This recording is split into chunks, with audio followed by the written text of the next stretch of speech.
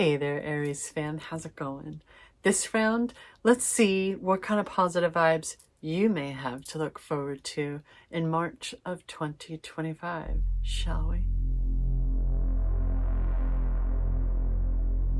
All right, as per usual, I've already pre-shuffled. Let's begin by cutting the archetypal deck together.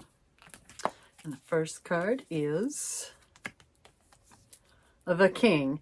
Well, that card just looks super fitting, doesn't it? And on the bottom is Apocalypsis. Okay, all right. So ultimately, my question to you is, what kind of a ruler do you really believe you would be? Would you be cruel and selfish? Not really giving a crap about your subjects? I feel like there are two different types of Aries out there. There's the typical Aries, the go-getters, the positive vibes and such. Even when they get a bit uppity, it blows over pretty quickly and they move on, right? They're not waiting around for anybody else's permission. They know who they are and what they're doing, and there's no problem, there's no problemo. Words, man, words. And then there's the other type. That's super negative. Everything's negative. Everything's bad. Everyone's out to get them. It's right. So which one do you think that you are? Would you be kind? Would you take care of your subjects? Would you want your entire kingdom to thrive? Or do you just expect people to submit to you and do whatever you tell them to do, right? Now with Apocalypsis, what does anything apocalyptic make you think of, right? Where things are ending, there's always a time for a new beginning though, right? So maybe you've been recognizing that your fire can burn others. And you're really at a crossroads in your life trying to figure out, okay, you know, what do I need and how do I do the things I want to do without trampling all over people. For the record, I don't think you're a trampler. I just want to put that out there. But, you know, I'm trying to go in like general terms and such. So thank you for your patience. Because ultimately, even in a story, when we're able to see from the villain's perspective, it can still make sense, right? So, whatever it is that you are doing and how you go about it, I think that ultimately, whatever kind of king or royalty a person can be, you know you're not alone, right? So let's see about the Believe in Your Own Magic Oracle deck.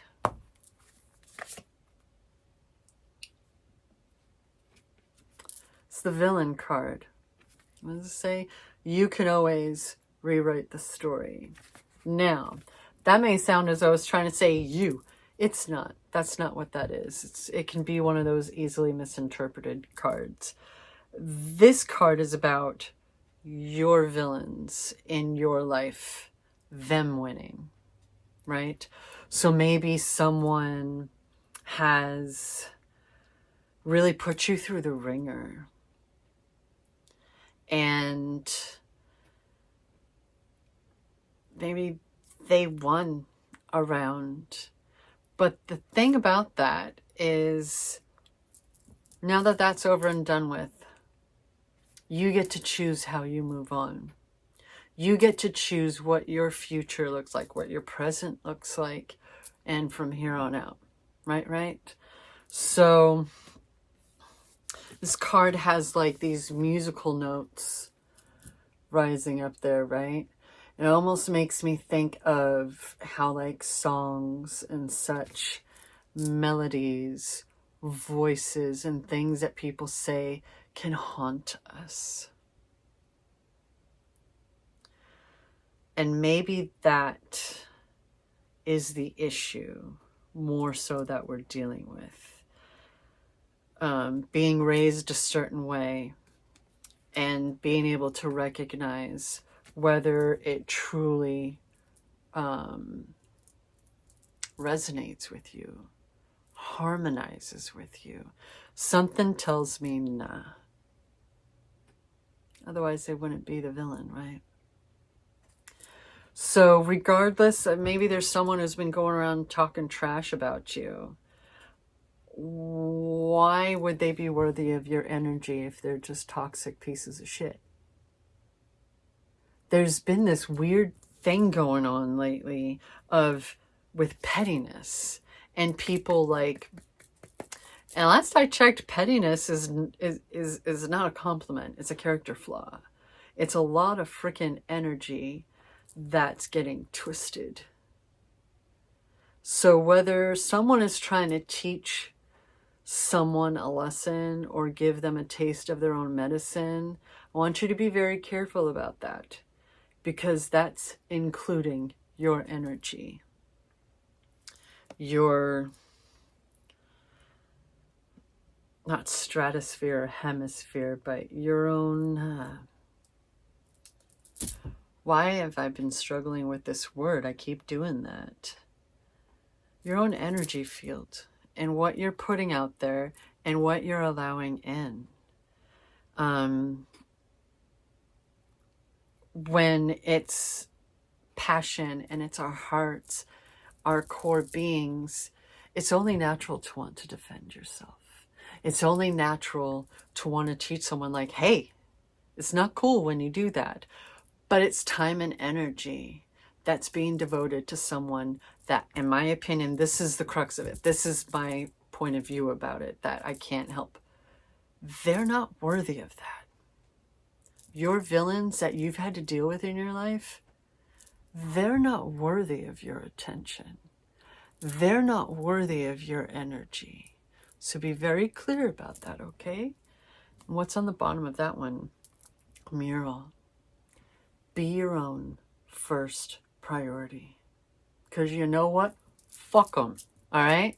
If they want to be like that, they can go off in their own dang worlds and leave you the frig out of it. You got shit to do, am I right? Heck yeah, I am, because what else is there besides... All right. What about the tarot? Let's see if we can get some clarification. I don't know, but we probably will. What are we doing here, fam? I'm just being silly. Ooh. I can already tell which card is first because it's worn out. I like to think of the tarot as a story, right? Those are the prologue. What's chapter 1? The Death card, fam. This is another card that is all too often able to be misinterpreted, right? But what it really speaks of is transformation, rebirth, resurrection. This skeleton is wearing armor, right?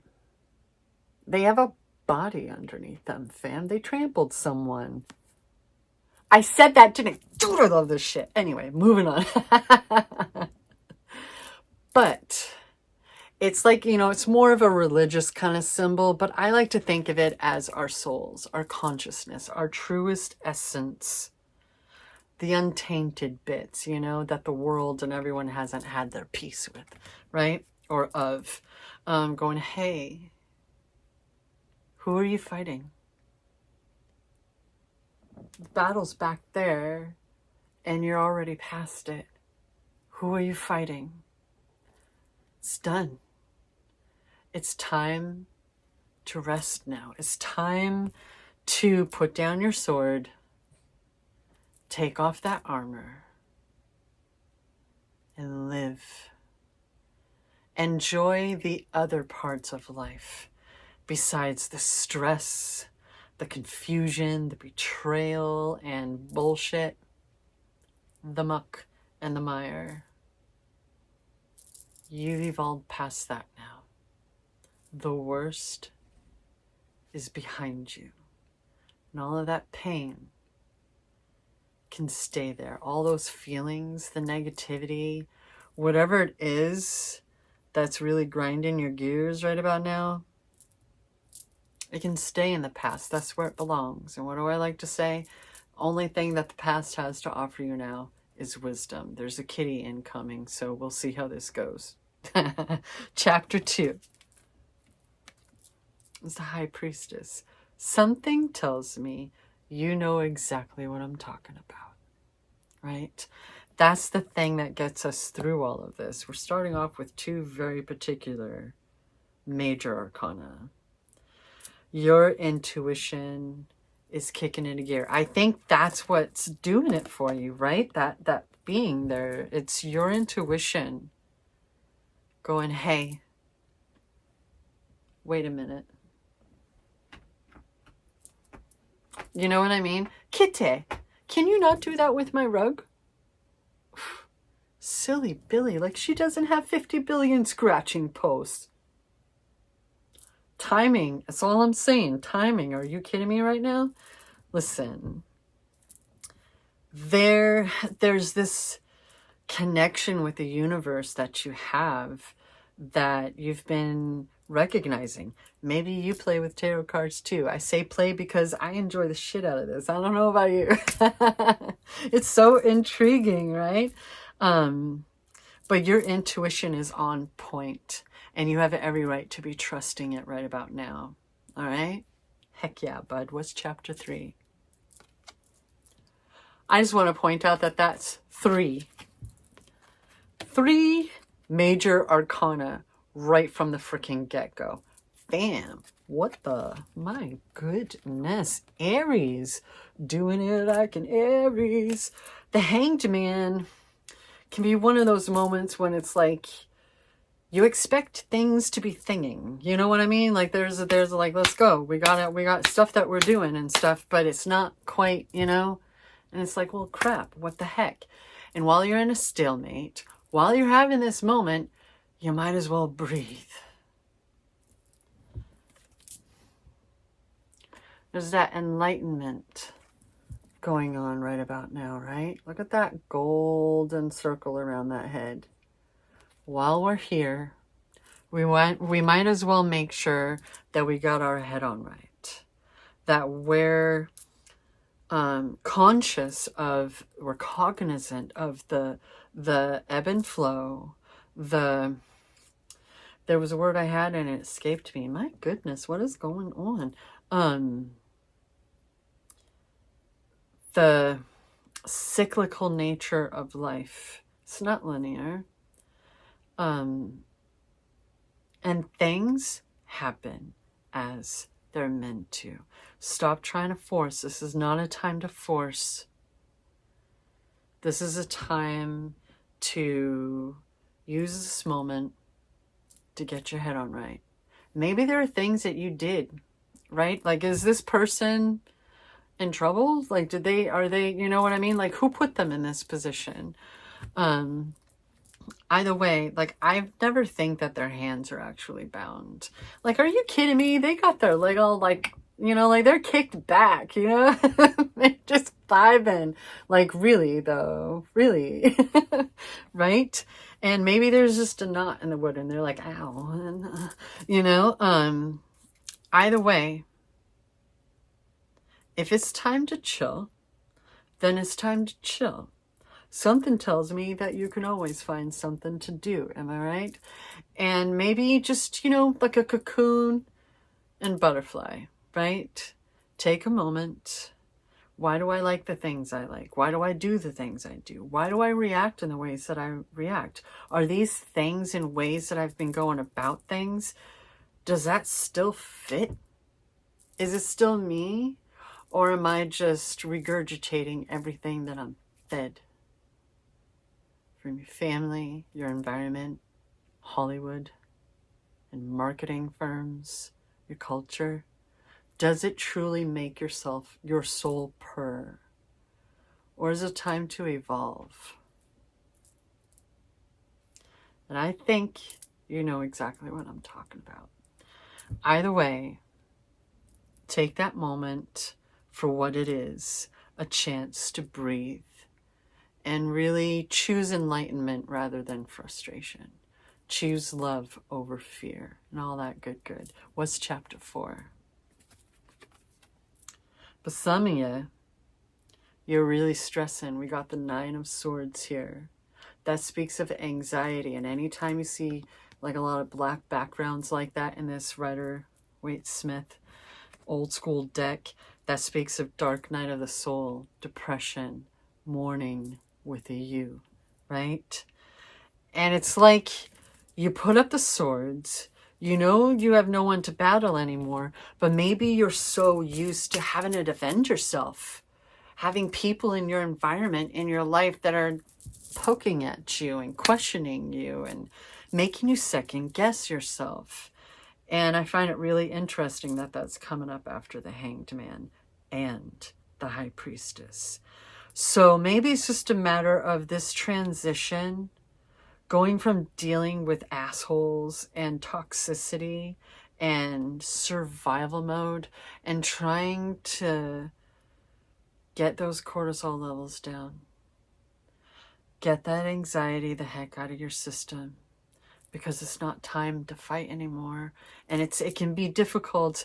This has kind of been a running theme in the readings this round with the astrological signs of that it can be, maybe it's a bit of an awkward transition from what you've been dealing with in your life to what you're manifesting, which is all that good, the life that you want to live, right?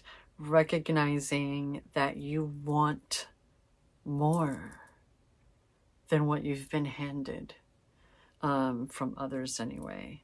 Either way, like there's something that's got you looping. It's got you looping and you're stressing. And I want you to remember that this person's wearing white. Now, black, when it comes to esoteric shit, is a color of protection. And white in this kind of setting is innocence, purity, but it can also be like the rainbow. You know what I mean? All of the colors, right? So I feel like this person, they're not actually doing anything wrong. So maybe it's a matter of retraining your subconscious how to speak to you. Retraining yourself on how to exist and think in this new phase of life that you have going on. Because that's what this time has been like for so many of us. These recent months and such, complete transformations in so many ways for so many of us. We're just going up in our tears, right? But when you're used to crash position and stress, it can be difficult to just shake it off, right? But you've got this, fam. You've got this. That's just a part. It's like growing pains, right? And you've got this. You're not doing anything wrong, okay? What's coming up underneath that transformative death card? The 7 of Wands. This is not a time to give up on yourself. This is not a time for when people question you to be like, you know what, you're right, fuck it. No. When you're literally on top of the world, who are you answering to, right? The Wands are fire, their passion, their creativity, their courage. And this person knows what they're doing. They know exactly what they're doing. Who are they answering to? Whose permission do they need to exist? Because as far as I'm concerned, you got that approval on birth, all right? Don't worry about it. So maybe you just lost sight of that for a moment. And you merely needed a reminder. That's what I'm here for. I kind of think of tarot readers as like esoteric life coaches. You know what I mean? We're not necessarily telling you anything you didn't already know. It's more so confirmation, right? A different perspective and reminders that you've got this. You know exactly how to handle things accordingly. You know what you want and what you don't want. But we're not going to focus on what you don't want. We're not going to feed the bullshit. We're moving on to bigger and better, right? What's coming up underneath that High Priestess card? Boosh. Interesting. Notice a theme here, though. If I can get the angles right. Do you see what's up in there? That crescent moon, right? And that is the connection with the High Priestess. This Two of Swords, there are two different ways that we can go with this. So you let me know what resonates with you. On the one hand, this person is kind of getting in the way of a new beginning. Twos are a new beginning with the tarot. That's the beginning, I mean, after the Ace, of course, of a new suit. Except this person is like, no, never again. Nope. I don't want to see it. I don't want to feel it. Fuck off. Now what the heck is that cat doing? Oh my goodness. So my concern with that is make sure that you're not cutting yourself off and blocking yourself from what you actually do want. It's so tight and just, right? That abundance and your manifestations are just blocked. And you're the only one who can get in your way, right, fam? I like to refer to it as a never again card because of that, but also they aren't distracted by anything they can see. They're blindfolded again with a white blindfold. And you got those choppy white waters behind them, right? That they have turned their back to. It's like, nope, I don't want to see it. I don't want to hear it. I know better now. I have no attention for you, parasites. And I'm trusting my instincts, my intuition, and I can sniff bullshit coming from a mile away.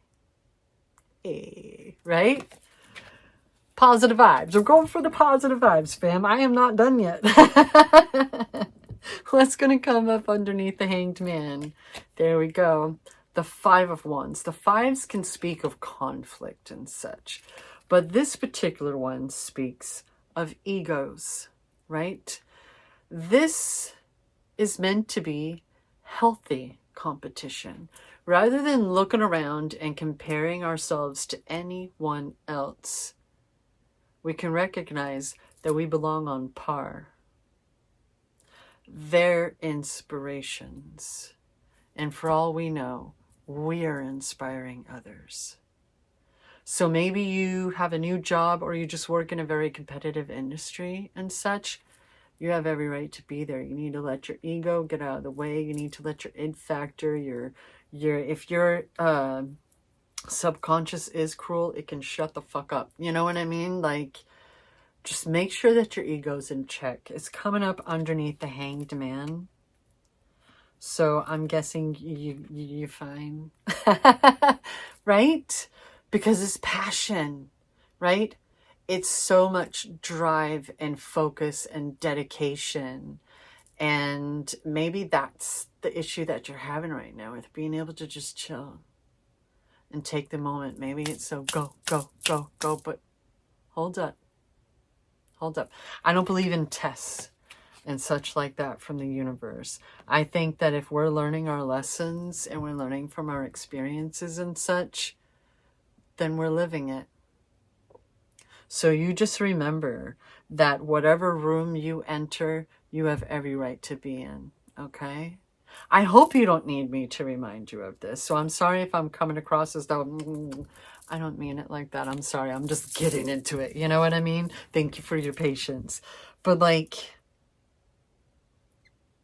what are you really doing wrong? And where do you not belong besides where you don't want to belong, right? This is your story. And if anybody wants to be negative and rude, they can get out. Drop the shit out of that. Hello. What's coming up underneath that Nine of Swords? It's the Five of Wands. You may be noticing that I don't really deal in reversals. That's because I trust that the message will still come through.